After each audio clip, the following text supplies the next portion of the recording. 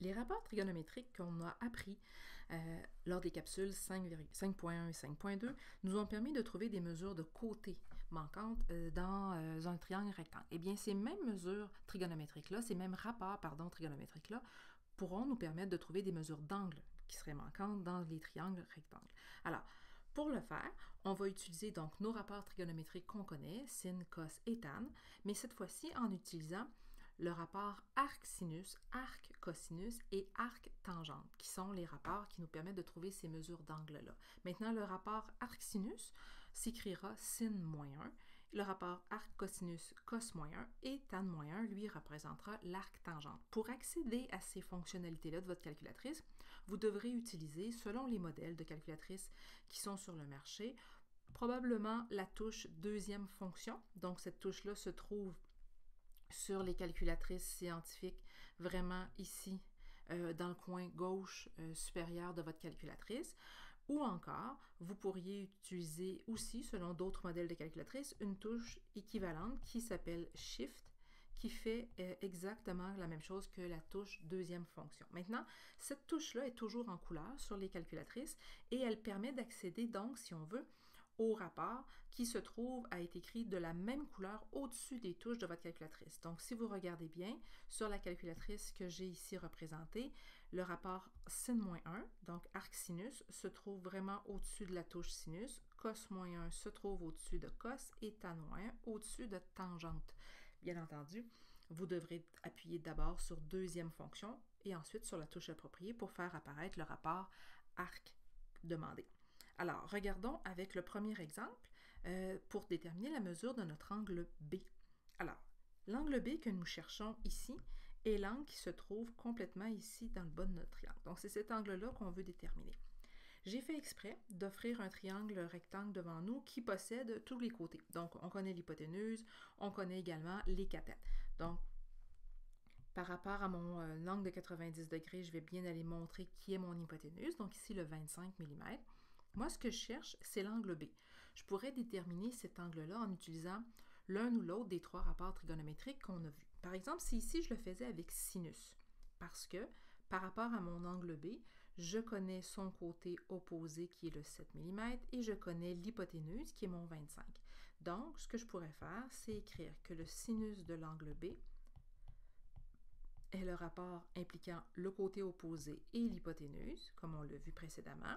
Donc, le sinus de l'angle B, c'est le rapport entre 7 et 25.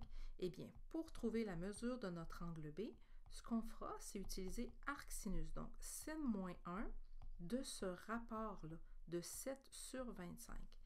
Donc, ce que vous devez faire pour calculer ça sur votre calculatrice, c'est bien entendu d'appuyer d'abord sur deuxième fonction. Donc ici, je vais écrire la séquence de touches à appuyer. Donc d'abord la touche de deuxième fonction ou encore la touche Shift selon le cas. Ensuite, on appuie sur la touche qui s'appelle Sin, puisque nous, on veut activer celle qui est au-dessus, sin-1. On écrit ensuite 7 divisé par 25. Normalement, sur les calculatrices présentement sur le marché, dès qu'on appuie sur deuxième fonction sinus ou deuxième fonction cos ou tangente, une parenthèse s'affiche à l'écran et ensuite vous pourriez fermer la parenthèse à la fin de votre division par 25. Et en appuyant sur égal, vous obtiendriez à ce moment-là la réponse suivante, environ 16,26 degrés.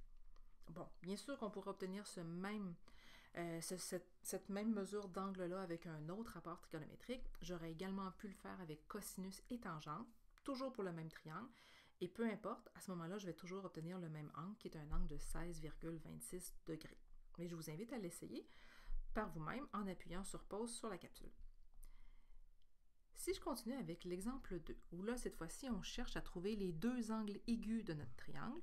Donc, pour trouver la mesure de l'angle A, je vais commencer tout d'abord, pour trouver la mesure de cet angle-là, à identifier les côtés que j'ai.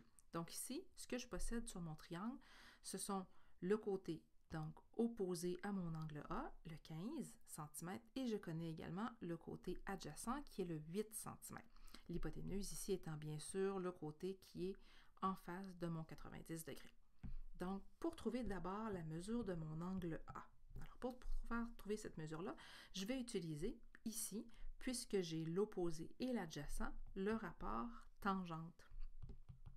Donc, la tangente de mon angle A avec le rapport entre l'opposé et l'adjacent de cet angle-là va me permettre de trouver la mesure de mon angle. Alors, la tangente de l'angle A avec 15 et 8 comme rapport, et pour trouver la mesure de mon angle, je vais faire tan de moins 1, donc la tangente de 15 sur 8, 15 divisé par 8. Alors, si vous prenez votre calculatrice et que vous effectuez ce calcul-là, bien entendu, la calculatrice, assurez-vous qu'elle est toujours en degrés pour pouvoir bien déterminer vos mesures d'angle. Ici, vous devriez obtenir 61,93 degrés. Si vous n'avez pas obtenu ça, c'est peut-être parce qu'à ce moment-là, vous n'avez pas utilisé le bon rapport trigonométrique ou, malgré que vous l'avez bien identifié dans votre calcul, quand est venu le temps de le mettre sur la calculatrice, vous n'avez pas appuyé sur les touches appropriées. Donc, n'oubliez pas, vous devez d'abord appuyer sur la touche deuxième fonction, la touche qui est souvent jaune ou orangée dans le coin supérieur gauche de votre calculatrice. Ensuite, vous devez appuyer sur tangente, ce qui devrait faire apparaître à l'écran de votre calculatrice tan de moins 1. Ensuite, vous écrivez 15 divisé par 8 et en appuyant sur égal, vous devriez avoir la même réponse que moi. Maintenant, pour pouvoir déterminer la mesure de mon angle B, il y aurait deux possibilités. Tout d'abord, si je cherche la mesure de mon angle B, ce que je pourrais faire, c'est utiliser cette fois-ci, pour l'angle B qui est demandé, un autre rapport trigonométrique. Donc, ce que je ferais, c'est que je regarderais par rapport à mon angle B comment je peux nommer les côtés que je connais. Donc, je connais l'opposé à l'angle B, qui est le 8 cm, et je connais son adjacent à mon angle B. Donc, ce que je pourrais faire, c'est à nouveau utiliser le rapport tangente, mais cette fois-ci pour l'angle B. C'est toujours le même rapport opposé sur adjacent. Par contre, ici, il faut vraiment être certain d'utiliser les bons côtés par rapport à l'angle B. Donc, l'opposé de l'angle B, c'est le 8 cm et l'adjacent, c'est le 15 cm. Donc, la mesure de mon angle B viendra du calcul suivant, tan de moins 1 de 8 divisé par 15, de 8 sur 15. Et si vous faites ça sur la calculatrice, vous devriez à ce moment-là obtenir 28,07 degrés. Ça, c'est une des façons de l'obtenir. Mais une autre n'aurait pas nécessité l'utilisation d'un rapport sin, cos ou tan, mais simplement d'une propriété des triangles. Alors, vous savez depuis longtemps que la somme des angles des triangles, c'est toujours 180 degrés. Donc, on pourrait dire que la mesure de notre angle B peut être déterminée en faisant la chose suivante. 180 degrés moins la mesure de l'angle A qu'on connaît, moins également la mesure de l'angle droit qu'on connaît. Donc, nous, on connaît notre angle droit qui est de 90 degrés. Donc, je pourrais trouver la mesure de mon angle B en faisant 180 degrés moins 61,93 degrés moins le 90 qui était déjà connu puisqu'on avait affaire à un triangle rectangle. Et la mesure de notre angle B, si on le calcule de cette façon-là, va nous donner, malgré tout, 28,07.